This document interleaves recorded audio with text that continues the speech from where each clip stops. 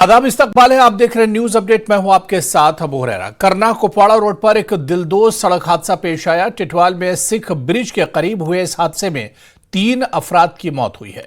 तीनों अफराद का ताल्लुक अनंतनाग के सीर हमदान इलाके से बताया जा रहा है। पुलिस और मकामी लोगों ने लाशों का रेस्क्यू करके अस्पताल मुंतकिल किया है।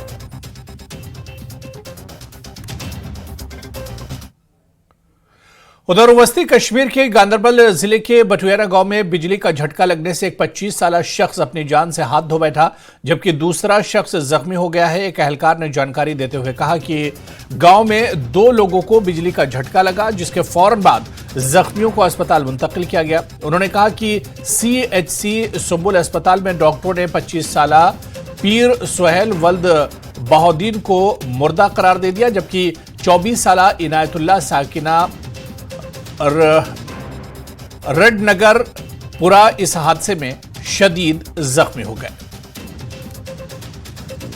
एक दुखी खबर आपके साथ शेयर करना चाहेंगे। जिला गांदरबल के एक 25 साला शख्स की बिजली करंट लगने से मौत वाक़या हो गई है। बताया जा रहा है कि गांदरबल के बटवेना इलाके में एक कार वर्कशॉप में वो काम कर रहे थे। 2 अफराद काम कर रहे थे। इन द मीन टाइम इनको वहाँ पे करंट लगा और करंट लगने से एक शख्स की मौत वाक़या हो गई है और एक शख्स ज़ख्मी है। इस वक्त सुंबल के हॉस्पिटल में हम मौजूद हैं। CHC सुंबल में दोनों को लाया गया है और यहाँ पे डॉक्टर्स ने एक को मुर्दा करार दिया है और एक शख्स का इलाज जारी है। और इस तरह से बटवेना गांदरबल के ये 2 वर्कशॉप में काम कर रहे थे और वहाँ पे इनको करंट लगा, जिसके बाद एक शख्स की मौत वाक़या हो गई। न्यूज़ 18 के लिए बांडीपुरा के सुंबल से मैं साजिद रसूल। श्री बुड्ढा अमरनाथ यात्रा 7 अगस्त से शुरू होने जा रही। यात्रा के लिए पुंछ जिले में सख्त हिफाजती इंतजाम किए गए हैं। सिक्योरिटी फोर्सेस दिन के औकात में जंगलात की तलाशी ले रही हैं और रात में गाड़ियों की चेकिंग की जा रही है, ताकि कोई भी मशकूक शख्स पुंछ में दाखिल न हो सके। न्यूज़ 18 ने कल देर रात पुंछ जम्मू कौमी शाहराह पर सिक्योरिटी इंतजामात का जायजा लिया। तो दूसरी तरफ पुंछ जिला तरक्याती deputy commissioner Yasin M Chaudhary ने श्री बुड्ढा अमरनाथ मंदिर का दौरा किया। 7 अगस्त से शुरू होने वाली यात्रा की तैयारियों के सिलसिले में मंदिर कमेटी के ओहदेदारों और इंतजामी ओहदेदारों के साथ एक जायजा मीटिंग की। इस मौके पर मुताल्लिका ओहदेदारों को सफर से मुताल्लिक तैयारियों को यकीनी बनाने की हिदायत दी गई। श्री बुड्ढा अमरनाथ मंदिर हाथे में मौजूद हैं। एक मीटिंग और एक मुआयना किया गया यात्रा अरेंजमेंट्स के रिलेटेड। जैसे कि आप जानते हैं कि पहला जत्था 6 तारीख से आना शुरू हो जाएगा। यात्रियों की सुविधा के लिए अलग अलग किस्म के इंतजाम, पर्टिकुलरली सैनिटेशन फैसिलिटीज़ और मानसून वेदर का भी थोड़ा नोटिस रखते हुए कैसे हम एक स्मूथ और कंफर्टेबल जर्नी बना सकते हैं, उन सब फैसिलिटीज़ के बारे में चर्चा हुई है। 7 तारीख को जो पहला जत्था है यहाँ पुंछ में पहुँचेगा और यहाँ श्री बुड्ढा अमरनाथ जी के दर्शन के लिए वो जो जत्था है पुंछ से वो 8 तारीख को यहाँ पे आएगा और सुबह 8 बजे यहाँ पे भोले बाबा के दर्शन करेगा। इसके लिए माननीय DC साहब बहुत देर से प्रयास कर रहे हैं। पिछले 1 महीने से पूरा जिला प्रशासन प्रयास कर रहा है कि यात्रियों की सुविधा में किसी तरह की कोई कमी ना आए, किसी तरह की कोई परेशानी नहीं होगी। यात्री बढ़ चढ़ कर आएँ और यहाँ भोले बाबा का आशीर्वाद प्राप्त करें। और बड़ी खबर आपको बता दें कि लेह से ये बड़ी खबर आ रही है। ED ने पहली बार मरकज के जेर इंतजाम इलाके लद्दाख में श्रीनगर जोन से ये बड़ी कार्रवाई है। नकली क्रिप्टो करेंसी से जुड़ा हुआ पूरा मामला है, जिस पर बड़ी खबर आ रही है। आपको बता दें कि हजारों निवेशकों से धोखाधड़ी का मामला सामने आया है। क्रिप्टो करेंसी से जुड़ा हुआ मामला लेह, जम्मू और सोनीपत के 6 ठिकानों पर छापे मारे गए हैं। आपको बताते चलें कि यह बड़ी खबर आ रही है। ED ने पहली बार मरकज के जेर इंतजाम इलाके लद्दाख में छापे मारे हैं।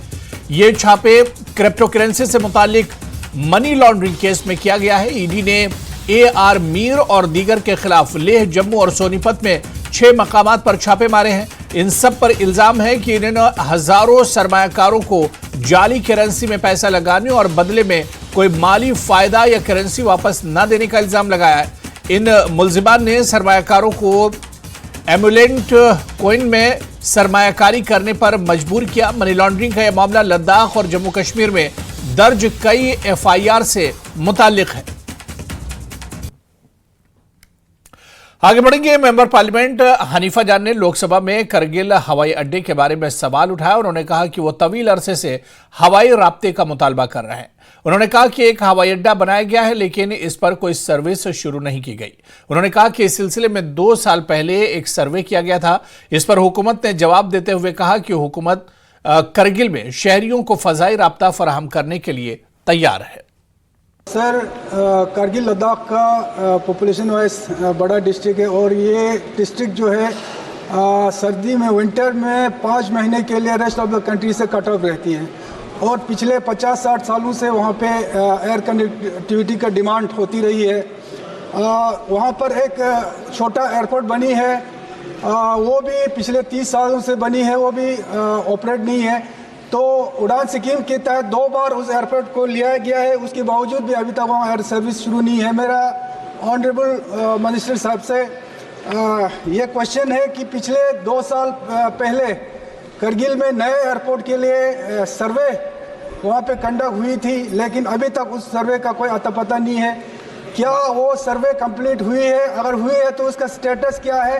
और इसमें आंसर आपने दिया है कि वहाँ पे एक जगह का नाम दिया है, वहाँ फिजिबिलिटी रिपोर्ट नेगेटिव आई है, तो उसके अलावा और भी जगह है वहाँ पे। क्या वहाँ पे सर्वे कंडक्ट करके एयरपोर्ट बनाने का आपका प्लान है?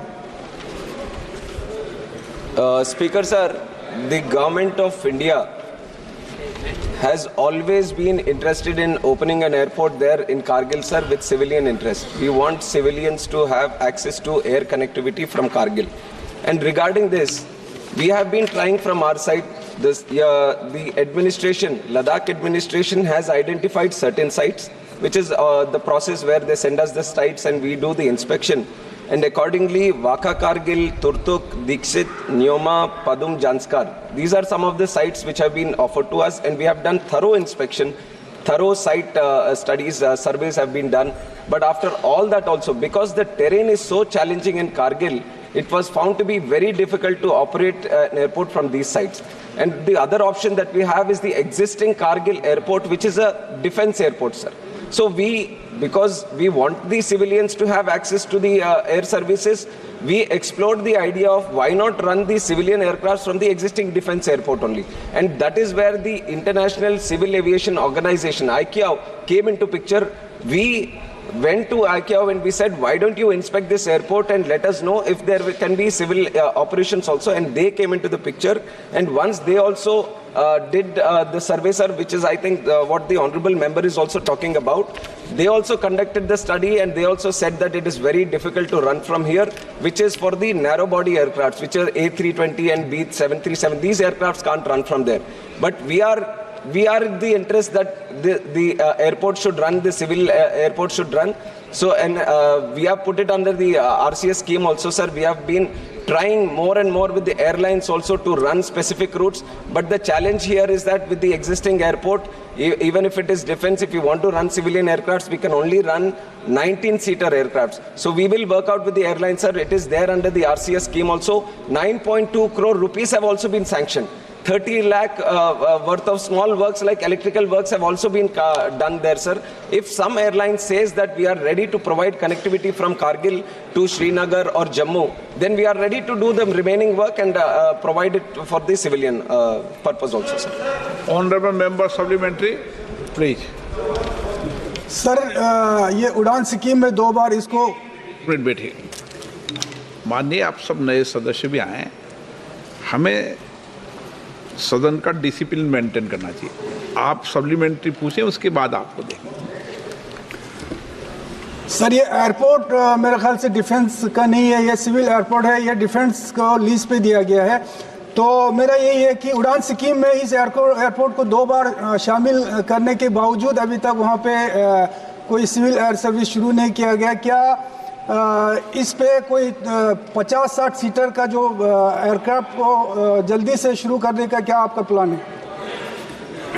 सर, ये पहले जैसे AI के पास था, फिर because of the security aspect in Kashmir and Ladakh area, it has been handed over to defence. And जो 50 सीटर के एयरक्राफ्ट की बात करें, अभी मैंने बताया सर, जो एग्जिस्टिंग कारगिल का एयरपोर्ट है, वहाँ पे जो रनवे है वहाँ की जो टेरेन डिफिकल्टी है, लैंडिंग टेक ऑफ के जो प्रोटोकॉल्स है, उसके हिसाब से 19 सीटर एयरक्राफ्ट की हो सकता है सर। उसी के बारे में हम एयरलाइंस के साथ भी प्रयास भी चल रहे हैं RCS उड़ान स्कीम के तहत।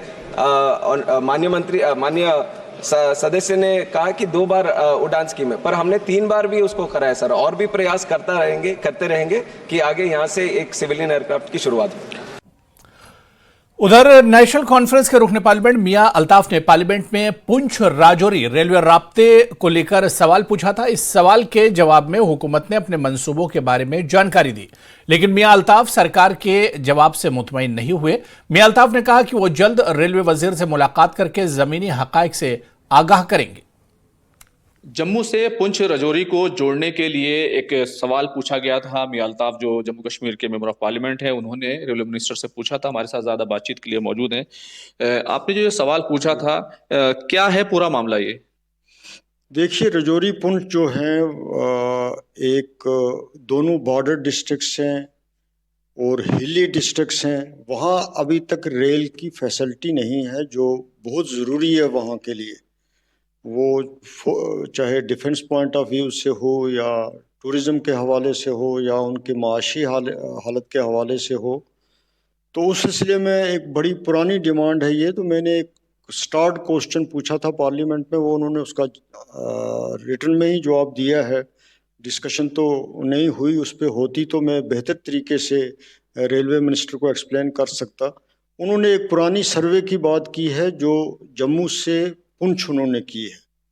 मेरा उनसे ये कहना था कि इस वक्त रेलवे लाइन जो है वो रियासी तक चली गई है, जो आगे से कश्मीर को कनेक्ट करेगी। रियासी से राजौरी तक कोई 30 से 40 किलोमीटर का ट्रैक बनेगा, रेलवे लाइन बनेगी।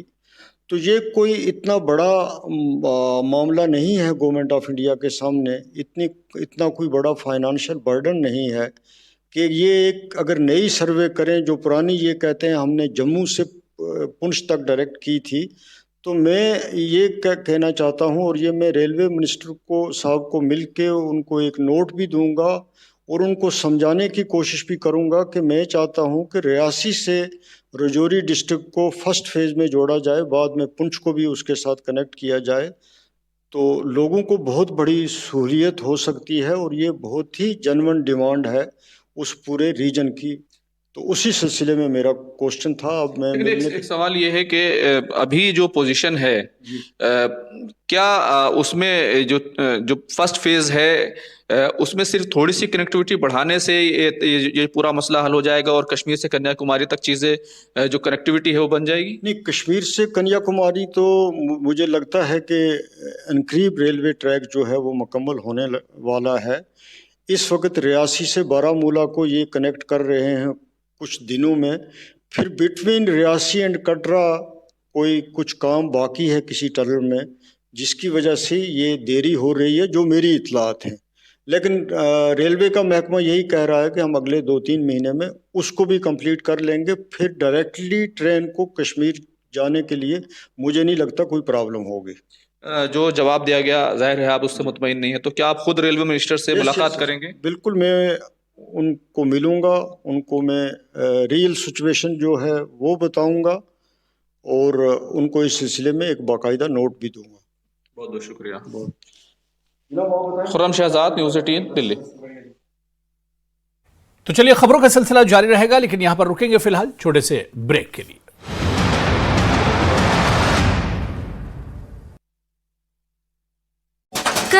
कारम मधुर भंडारकर, राहत काजमी सहित कई प्रतिनिधि फिल्मी हस्तियों ने की भागीदारी। कश्मीर घाटी में गर्मी और प्रदूषण के कारण मर रही मछलियां, गर्मी से पानी में ऑक्सीजन की कमी के कारण मछलियों की मौत।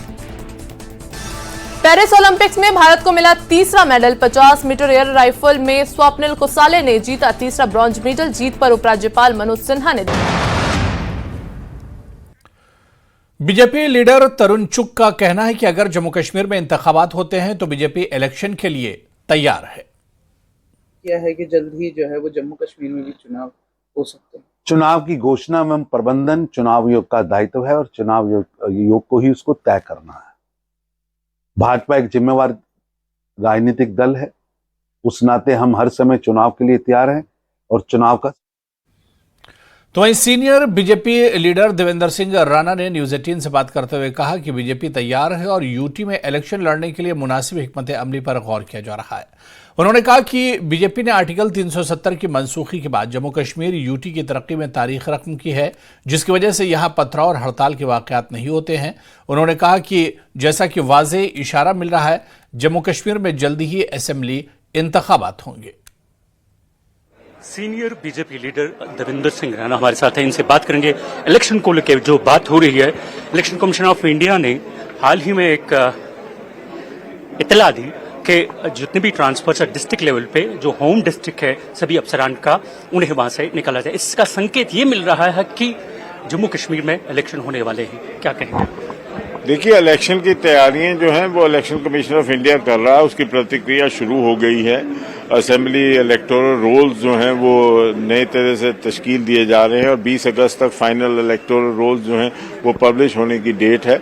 ये एक प्रतिक्रिया होती है इलेक्शन कमीशन की जो उन्होंने शुरू की है, और इलेक्शन कमीशन जो है वो जब भी इलेक्शंस का ऐलान करेगी, भाजपा तैयार है और भाजपा यहाँ पूर्ण बहुमत की 100% यहाँ पे सरकार बनाकर अपनी हुकूमत जम्मू कश्मीर में कायम करके जम्मू कश्मीर के लोगों को जो मुख्य धारा के साथ जोड़ने का काम 370 के एब्रोगेशन के साथ हुआ, उस एजेंडा को आगे लेकर विकसित भारत, विकसित जम्मू कश्मीर का निर्माण करने में योगदान देगी। पार्लिमानी इंतखाबात की अगर बात करें, वहां बीजेपी थोड़ा कमजोर पड़ी, ज्यादा परफॉर्मेंस नहीं कर पाई, क्या वजह रही होगी?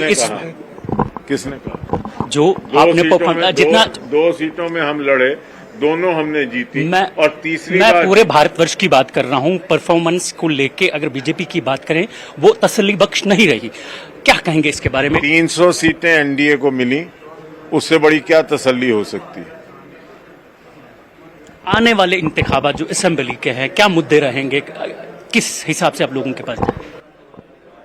भाजपा ने जम्मू कश्मीर में एक बदलाव लाया है, एक नया जम्मू कश्मीर का निर्माण हुआ है जिसमें हर तबके को, हर इलाके को बराबरी का हक मिला, हर एक को उसके हक और उसके जितने भी मसाइल हैं वो हल किए गए, और एक डेवलपमेंट का नया इतिहास और एक नया पन्ना लिखा गया। आज डेवलपमेंट अरूज पे है, अमन शांति कश्मीर में बहाल हुई। पिछले 5 साल में ना पत्थरबाजी, ना कोई पैलेट गन्स, ना कोई लाशें, और वहाँ पे एक टेररिज्म की जगह टूरिज्म आया।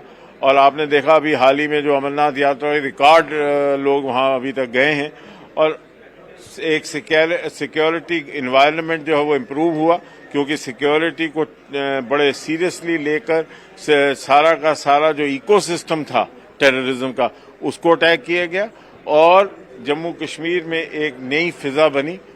उसी फिजा को आगे लेते हुए, उसी मंसूबों को आगे लेते हुए भाजपा आगे चलेगी, और जब भाजपा की सरकार यहाँ बनेगी, जो और कोई मसले हैं जो कि एक इलेक्टेड सरकार ही दूर कर सकती है, वो सरकार भाजपा की बनते ही महीने 1.5 महीने के अंदर वो भी मसले हल हो जाएंगे। कैमरामैन बंटी के साथ मैं राजेंद्र, न्यूज़ 18 जम्मू। दहशतगर्दों से मुकाबले के लिए वीडीजीज को नए हथियारों की तरबियत दी जा रही है। वजारत दाखिला ने नए हथियार फराहम करने की तजवीज़ को मंजूरी दे दी है। मर्द ख्वातीन विलेज डिफेंस मेंबरों को नए हथियारों को चलाने की तरबियत दी जा रही है। वीडीजीज लंबे अरसे से नए हथियार फराहम करने की मांग कर रहे थे। सरकार की तरफ से हाल ही में एक ऑर्डर इशू किया था जिसमें वीडीजी को लेकर एक अहम डिसीजन लिया गया। हालांकि वीडीजी जो है विलेज डिफेंस गार्ड, इनकी काफ़ी सालों से ऑटोमेटिक वेपन की डिमांड थी, लेकिन उस डिमांड को सरकार ने सुना और आप देख सकते हैं कि इस वक्त जो वीडीजीज के मेंबर है, इन्हें ऑटोमेटिक वेपन की ट्रेनिंग दी जा रही है, क्योंकि सरकार की तरफ से अब इन वीडीजीज को जल्द ही इनके हाथों में 303 की जगह ऑटोमेटिक वेपन दिए जाएंगे। और यहाँ पर आप देख सकते हैं कि महिलाएं भी हैं जो यहाँ पर ट्रेनिंग ले रहे हैं किस तरह से ऑटोमेटिक वेपन चलाए जाएंगे, ताकि जो आतंकी यहाँ पर हैं उनका सामना ये अच्छे से कर सके, क्योंकि इनकी काफ़ी सालों से मांग थी कि जो 303 है वो चेंज हो और उसके जगह ऑटोमेटिक वेपन दी जाए। आप इन्हें ट्रेन कर रहे हैं, क्या वेपन आप इन्हें सिखा रहे हैं, किस तरह से आप ट्रेन कर रहे हैं? सर मैं सबसे पहले धन्यवाद करूंगा आपके चैनल का कि आपके माध्यम से हम सरकार तक अपनी आवाज़ पहुंचा सकते हैं। प्लस हमको वीडीसी में कम से कम 20-22 साल हो गए हैं। हमने आर्मी से भी ट्रेनिंग ली, पुलिस से भी ली। हम पुलिस का धन्यवाद करते हैं, एसएसपी साहब का धन्यवाद करते हैं कि जो हर 6-7 महीने के बाद वीडीसी वालों को पुलिस के थ्रू ट्रेनिंग दिलवाते हैं। उसके बाद इमरजेंसी हो, जब फायर की बारी आती है तो हम आर्मी के पास जाके फायर भी करते हैं। तो सबसे पहले हम एसएसपी साहब और डीजी साहब का धन्यवाद करते हैं कि उनके माध्यम से हमारी आवाज़ ऊपर हाई लेवल तक पहुंची और हमको सुनने में आया और न्यूज़ में देखा कि हमारे कुछ वीडीसी मेंबरान को ऑटोमेटिक वेपन मिल गए और हमको भी शायद मिल सकते हैं। और सरकार से दरख्वास्त ये है कि जब हम कहीं रात को एम्बुश वगैरह लगाते हैं, एम्बुश पुलिस के कहने पे ही लगाते हैं, जब कहीं हरकत होती है तो तब एम्बुश लगाने जाते हैं, तब हम 308 से ये उनका सामना नहीं कर सकते हैं, क्योंकि उनके पास ऑटोमेटिक वेपन होते हैं, हमारे पास 308 होती है, दिक्कत आ जाती है।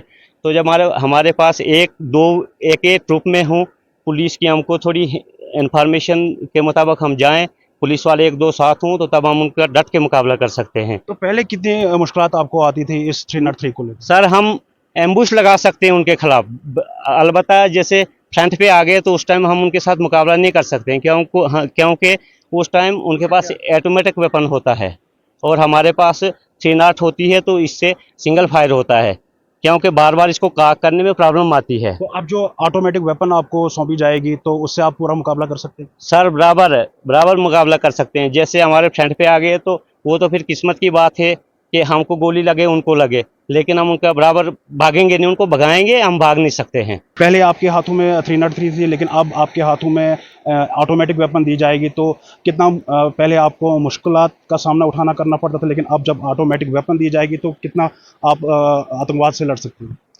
पूरा बराबर। अगर ऑटोमेटिक हथियार होगा तो हम बराबर मुकाबला कर सकते हैं। ठीक। तो अब जब कुछ दिन बाद आपको ऑटोमेटिक वेपन दी जाएगी तो किस तरह आप मुकाबला करेंगे? अच्छी तरीके से ट्रेनिंग दे रहे हैं। तो डर नहीं लगता आपको? नहीं डर लग रहा है। आप महिलाएं हैं, आपको नहीं डर लगता जंगल में आप आतंकवाद के साथ लड़ने जा रहे हैं? नहीं सर, नहीं लग रहा है डर। ठीक है। और भी कुछ महिलाएं, आपसे जानना चाहूँगा कि आप भी यहाँ पर ट्रेनिंग ले रहे हैं, हाल ही जो ऑटोमेटिक वेपन आपको दी जाएगी, तो किस तरह से आप ट्रेनिंग यहाँ पर ले रहे हैं? हम ट्रेनिंग अच्छे से ले रहे हैं। हमारे पास 308 हथियार है, इससे हमको डर लगता है। तो हमें जब सलाह दी जाएगी हम पूरे तरीके से उनका सामना करेंगे सर। कब से आप इस वीडीजी में हैं? सर हमको ज्वाइन किए 1 मंथ हुआ है। तो काफ़ी घने जंगल है, तो आपको डर नहीं लगेगा इन जंगल में जाने से? सर हम देश के लिए कुछ भी कर सकते हैं, डर नहीं लगता। काफ़ी सालों से आपकी मांग थी ऑटोमेटिक वेपन के लिए, तो सरकार ने जब आपकी मांग सुनी तो क्या कहेंगे? काफ़ी अच्छा लग रहा है कि होम मिनिस्ट्री ने इस पर सहमति दे दी है ऑटोमेटिक वेपन की, क्योंकि हमें काफ़ी मुश्किल आती है, क्योंकि अमेरिकन वेपन है दुश्मन के पास, आधुनिक हथियार है वो, तो हमें इससे थोड़ी प्रॉब्लम बनती है, क्योंकि इस हथियार से एक समय में एक ही राउंड फायर होता है। तो इसके साथ साथ मैं सरकार तक एक और भी पूरी वीडीसी की तरफ से एक उनका ध्यान केंद्रित करना चाहूँगा अपनी तरफ, कि हम लोगों को 4,000 रुपये सैलरी मिल रही है। देखिए आप देख भी रहे हैं विजुअल के माध्यम से कि सारे लोग नौजवान हैं, तो हम चाहते हैं कि सरकार वेपन के साथ साथ हमारा इकोनॉमिकली भी हमें थोड़ा स्ट्रांग करे, क्योंकि हमारे भी बच्चे हैं, हमारा भी परिवार है, हमने भी बच्चों को पढ़ाना है, हमारे भी कई शौक़ होते हैं, और ना तो अब कंडीशन भी वैसी है कि ना कोई बाहर जा सकता है, ना कोई कमाई कर सकता है, और यहाँ पहाड़ों में देख रहे हैं आप, यहाँ पर तो कोई कमाई का जरिया ही नहीं है। हम चाहते हैं कि कम से कम 500 रुपये दिन प्रति एक वीडीसी मेंबर को मिले, कम से कम 500 रुपये दिन। हम चाहते हैं कि यदि 500 रुपये दिन हर एक वीडीसी मेंबर को मिले तो ये मैं आपको सरकार को भी आपके माध्यम से आश्वस्त करता हूँ कि यहाँ पर ऐसे वीर लोग हैं कि आप देखेंगे कुछ ही महीनों के अंदर अंदर यहाँ जो हमारे एरिया में ये आतंकवाद पनप रहा है ये साफ होगा। वीडीजी है यहाँ पर ऑटोमेटिक वेपन की ट्रेनिंग ले रहे हैं और भी कुछ यहाँ पर असर किस तरह से इस ट्रेनिंग को ले रहे हैं, क्योंकि काफ़ी देरीना मांग आपकी सुनी, क्योंकि मिलिटेंसी का जो यहाँ पर खिते जम्मू की अगर हम बात करेंगे काफ़ी अहम रोल आप लोगों का रहा है। तो अब जाकर आपके पास भी ऑटोमेटिक वेपन आ रहा है, तो किस तरह से आप अब मुकाबला करेंगे? अच्छे से मुकाबला करेंगे। ऑटोमेटिक वेपन अगर हमारे पास होगा हम बढ़िया से मुकाबला करेंगे और हमारी सरकार से यही मतलब उम्मीद रखते हैं कि हमारी सैलरी भी थोड़ी बढ़ानी चाहिए, क्योंकि सब गरीब लोग हैं। दिहाड़ी हमारी सैलरी अगर हमारी 10-12 हज़ार तक होगी तो हमें घर की फिक्र नहीं होगी। छोटे छोटे बच्चे हैं, सब लोग बेचारे गरीब है। तो आपने सुना कि इन लोगों का यही कहना है कि जान भी देने के लिए तैयार है, लेकिन आतंकवाद का सामना ये पूरी दिन रात करेंगे ताकि यहाँ पर जो आतंकवाद फैलाने की कोशिश करे उसे मुंह तोड़ जवाब दिया जाएगा। नेटवर्क 18 के लिए आतिफ लोन।